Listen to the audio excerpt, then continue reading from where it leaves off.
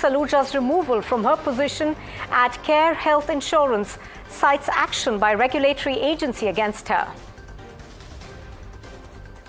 The Supreme Court rebukes Andhra government, says no proof that adulterated ghee was used to make laddus, adds that contamination should have been confirmed before making a public statement.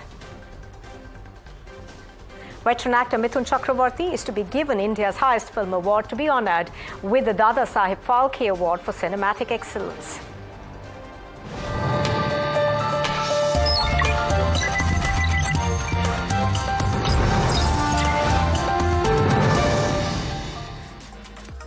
Good evening and welcome. You're watching Profit 360 on NDTV Profit and I'm Nupur Talwar Suri. We begin with a look at how the markets have fared today. The Nifty and the Sensex recorded their worst day in nearly 2 months and have fallen for the second straight day. And Neeraj Shah is joining in with a quick wrap of all that took place in the markets. Well, the markets had a bit of a iffy day. Actually, not iffy, a day sulled. But mid caps and small caps did better. So, while the large caps were down over 1.4% for all the key indices. Look at what mid caps and small caps did, and they fared a lot better. Mid cap index 0.22% lower, 150. The small cap about, actually marginally in the green. So therefore, the broader end of the spectrum was okay, but large caps were where the pressure wasn't, because some of the heavyweight stocks, Reliance, HDFC Bank, ICICI Bank, were in the red. And look at the list of losers and you will see autos and banks, and Reliance, of course. So Reliance down 3%, but between an Axis, ICICI, there's also HDFC Bank lurking in the list of losers somewhere here. There are a lot of banking heavyweights and Reliance being down, and that thwarted any kind of optimism that came in from metal names. So you had the likes of JSW Steel, Hindalco, etc. in the green, but that left the weightage leaves a bit to be desired when it comes to these stocks. Now, the question is whether some of the recovery can happen or not. I think it would depend really on what the SEBI board meet outcome is and what the global markets do. But the broader market of the spectrum as well fared a tad bit better, and which is where you take heart from. So yes, the list of stocks was kind of all over the place. You didn't see the normal usual suspects do well. Suddenly, the JM Financial was probably the most talked about, but otherwise Asahi India, Sanofi, Tube Investments, it was a very interesting defensive bent at the mid-cap end of the spectrum. On the losing side, stocks like Macrotech and some real estate names came off in the session. Sapphire Foods came off, Adani Green came off, Shoppers Stop was the top loser. So it's a bit all over the place. The question only is whether this recovery will be showing or no. You can make out that the market was not in a mood to give great moves, because Manba Finance, the new kid on the block, which got listed and was the second highest subscribed IPO in the calendar year, really didn't have a great listing and a very good outcome. Just about a 26% odd uptick. So really didn't quite set the stage on fire. All in all, a quiet start to the week ahead of the SEBI board meet. Let's wait and watch what the meet brings about, and therefore what happens to the markets tomorrow. Of course, we're still awaiting for the outcome of the SEBI meeting, Neeraj, but stay with us. Neeraj, earlier you were talking about the market volatility that we are seeing in the past couple of days. Now, what are the factors that are pushing the markets into uncertainty? Well, the markets were clearly nervous because of two reasons. One, of course, remember the global markets have a bit of an overhang of the Japanese yen appreciation and recent memories or recent scars of the kind of impact that came in when the yen carry trade saw a bit of a flutter. So because of the Japanese election impact on the Japanese yen, I think there was a bit of an overhang in the minds of the market. Two, I think the markets would have been cautious ahead of the SEBI board meeting. Now, one doesn't know what will come about. Maybe from a market impact perspective, the board meet results would not have any bearing, and it will return to normalcy. So maybe that could also be the case. But could it be assumed that the market was a bit worried or anxious or nervous ahead of the board meet? You could argue yes. Various permutations and combinations doing the round, right? So I don't want to get into the rumor game, because what if the expiries get reduced a little bit? What there are higher margins for F&O trading?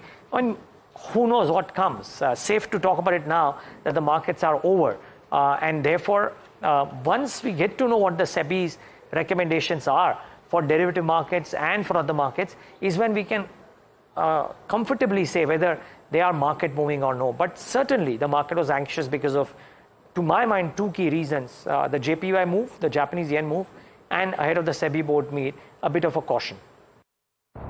All right, Neeraj, thank you for joining us. Now, the market is likely to see high volatility in the next 6 to 9 months, and international markets are unlikely to give returns over the same period, is what EM Capital CEO has said about the global market behavior. Here's his outlook.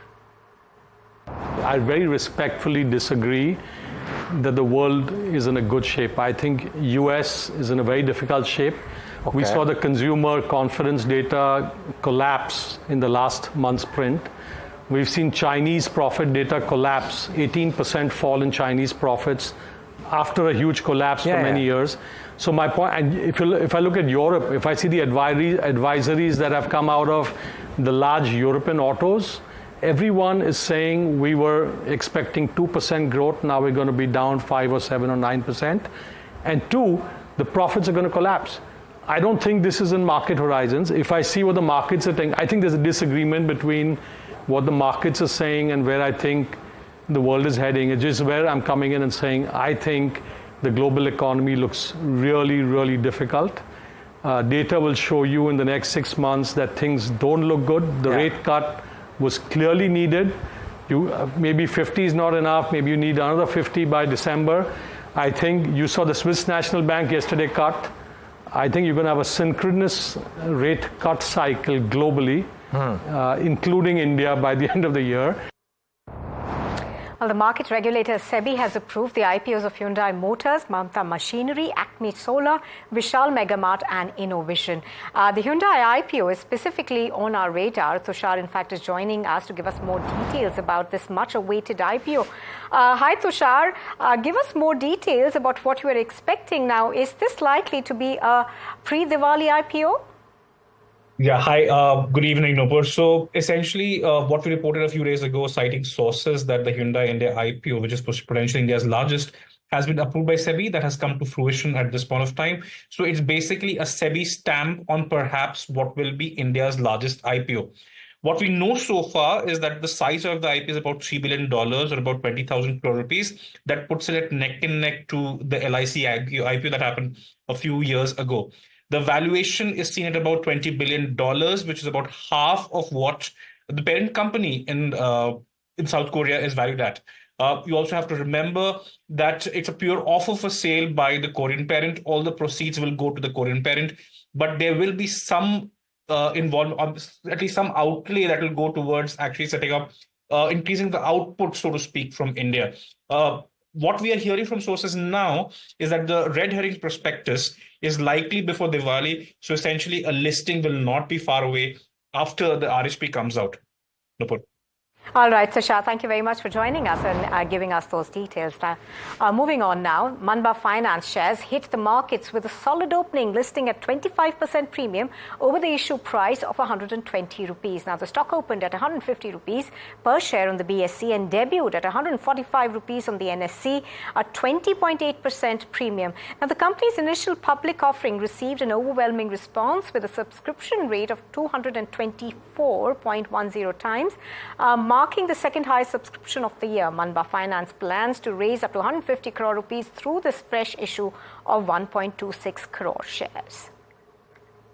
Well, markets, of course, are also keeping a very close watch on SEBI's board meeting that began earlier this morning. Now, though the agenda of the meeting is still unclear, NDTV Profit had previously reported that the regulator may bring up issues pertaining to F&O trading, introduction of a new asset class, or SEBI's employees' dissatisfaction with the regulator. And Charu Singh is joining us on what's expected. Hi, Charu. Take us through what we're expecting to come out of this meeting.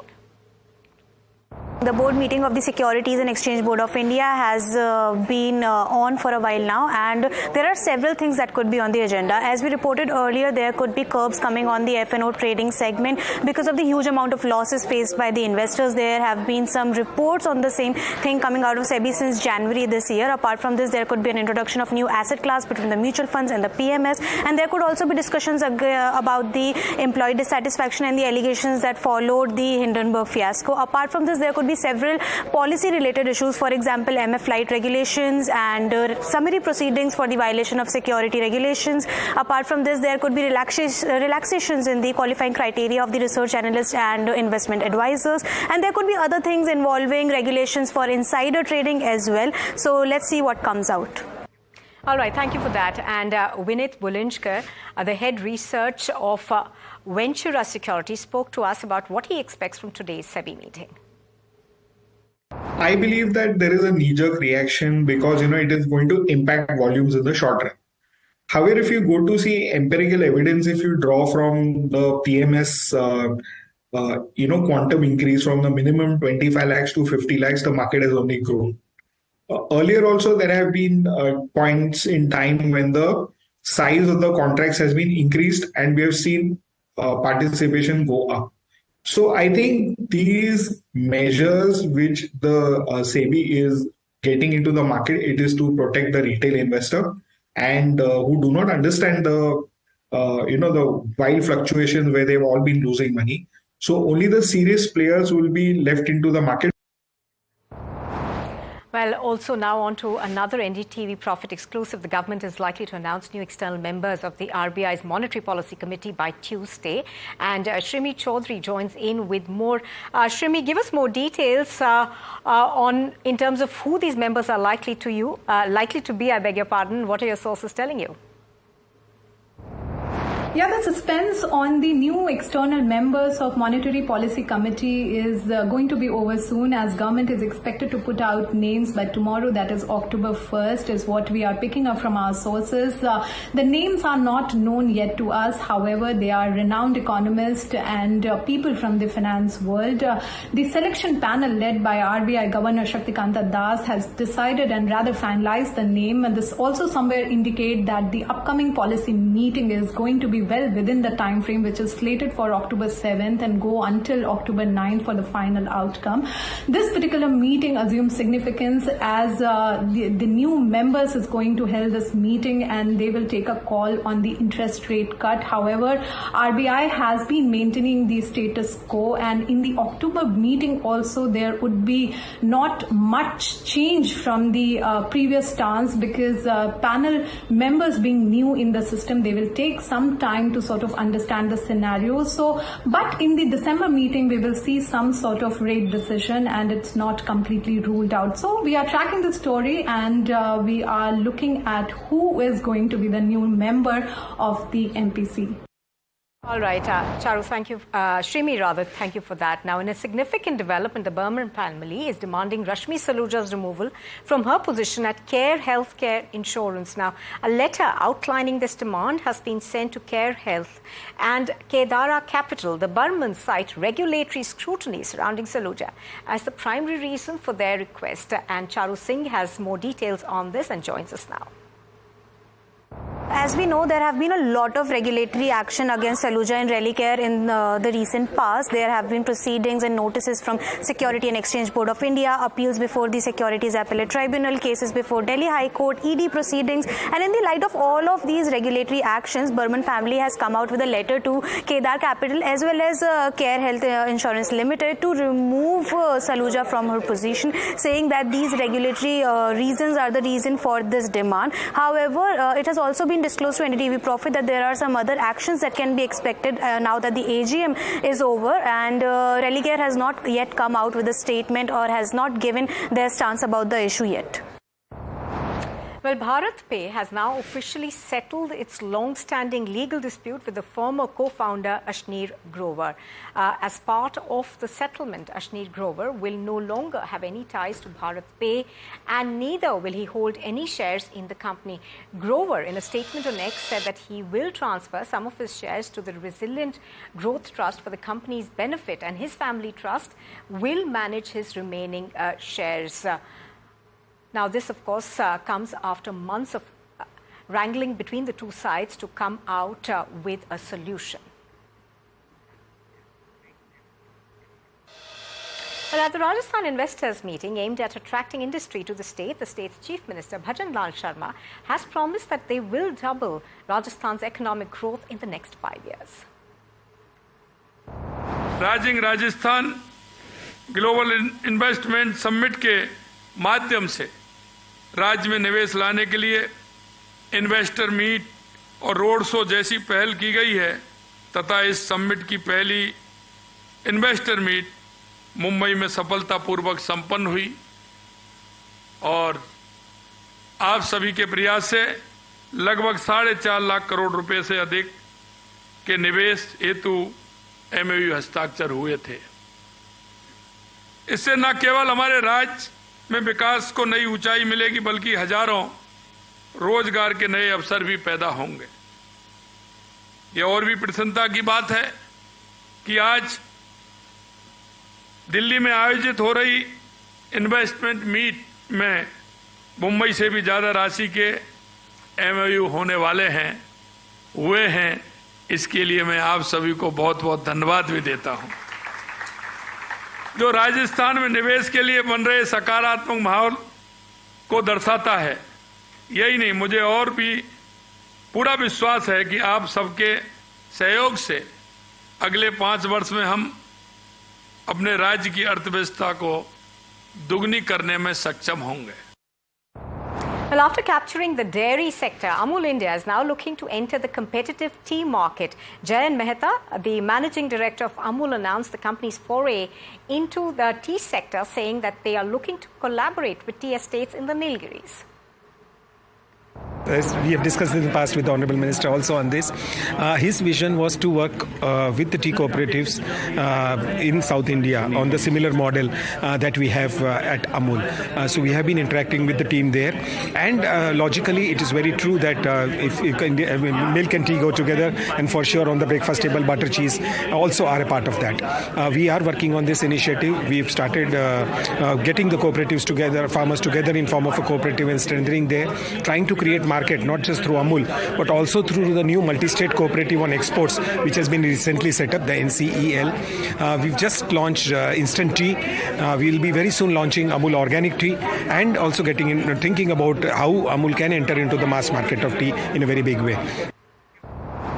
Well, in a major development in the coal scam case, Delhi's Rouse Avenue Court has convicted all accused in the 17th case related to the scam. Now, those convicted included the owners of Rungta projects. Investigations revealed that incorrect information was provided to the coal ministry regarding the company's capacity and land. The court will announce the sentence on the 7th of October. The case is related to the allocation of coal blocks of Uttar Sector C and Hurilong coal in Jharkhand. Well, in a rather amusing turn of events, 2 unidentified men were arrested for duping an Ahmedabad-based bullion trader using fake notes. The notes featured Bollywood actor Anupam Kher's face instead of Mahatma Gandhi's. The counterfeiters had pasted the actor's picture on the 500 rupee notes worth 1.6 crore rupees. Besides the picture, the notes had Resolve Bank of India printed on them. Needless to say, of course, the images went viral, with Anupam Kher himself responding to the incident on the social media, saying anything can happen.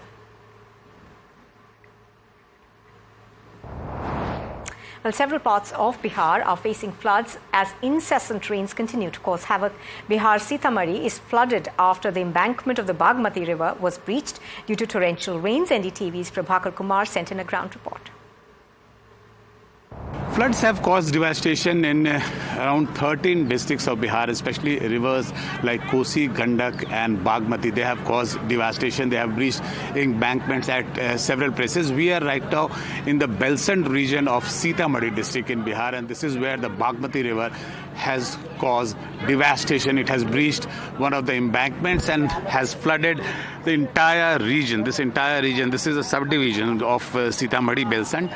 And you can see out here the people, we are in one of the villages out here. The river, the water of, this is the water, what you are seeing is the Bagmati river flowing into their homes and villages. And as you move ahead, the water level will keep on rising. So these kind of devastation, these kind of scenes is being reported not only from Sitamarhi where I am standing, but also from Supol, where a few of the embankments have been breached by river Kosi, and also in Darbhanga, where Kosi again has caused devastation. Well, deadly rain-related landslides have also engulfed Nepal, causing floods that have killed nearly 200 people since Sunday, with at least 30 people still missing. The capital city Kathmandu has been under severe stress as flash floods and extensive damage were reported all across. The Indian Embassy in Nepal has begun rescue operations of Indian citizens stranded in the country. At least keep the gods away from politics. That is what the Supreme Court's observation has been earlier today as it heard petitions related to the Tirupati temple Laddu controversy. Now joined by Sunil Prabhu, who has more on the Apex Court's pointed observations.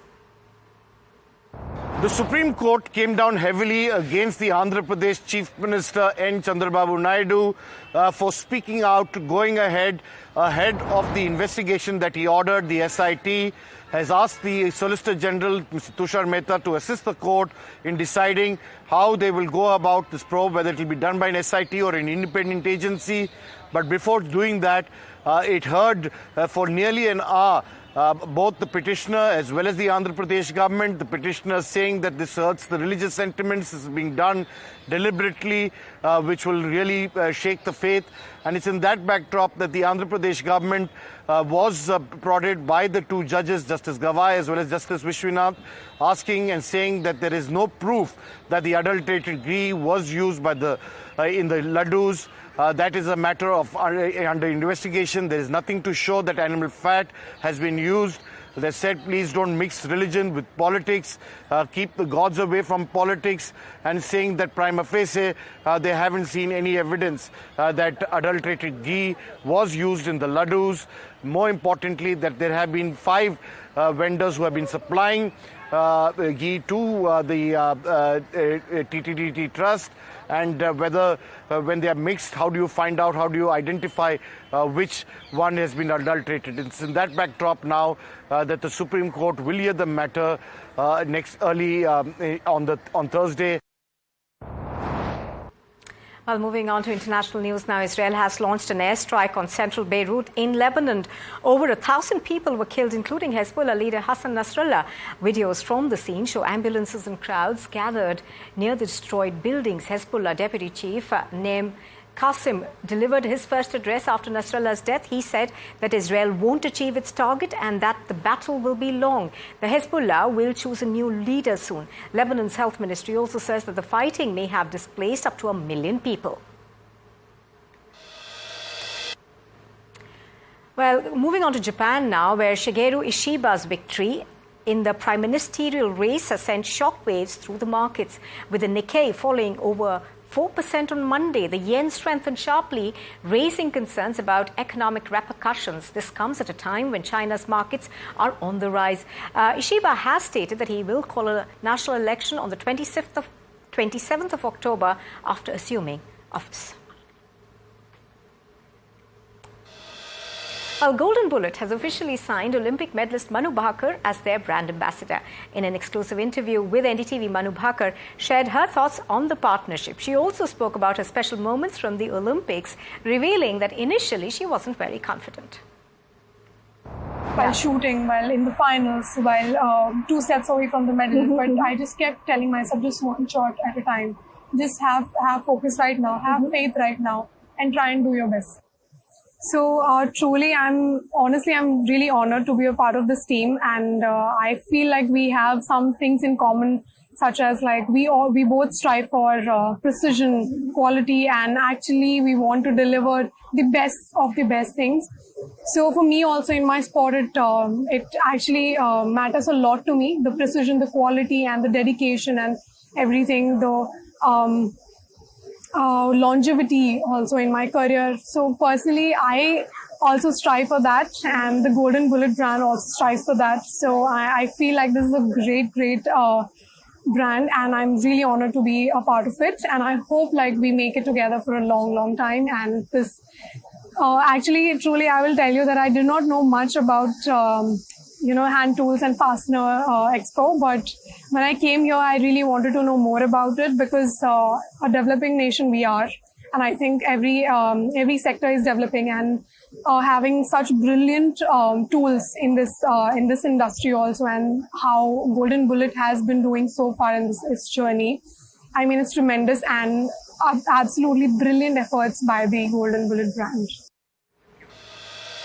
Well, actor politician Mithun Chakraborty will be awarded the prestigious Dada Saheb Phalke Award, which is the highest government honour accorded for contribution in the field of cinema. The actor will be felicitated at the 70th National Film Award ceremony, which will be held on the 8th of October.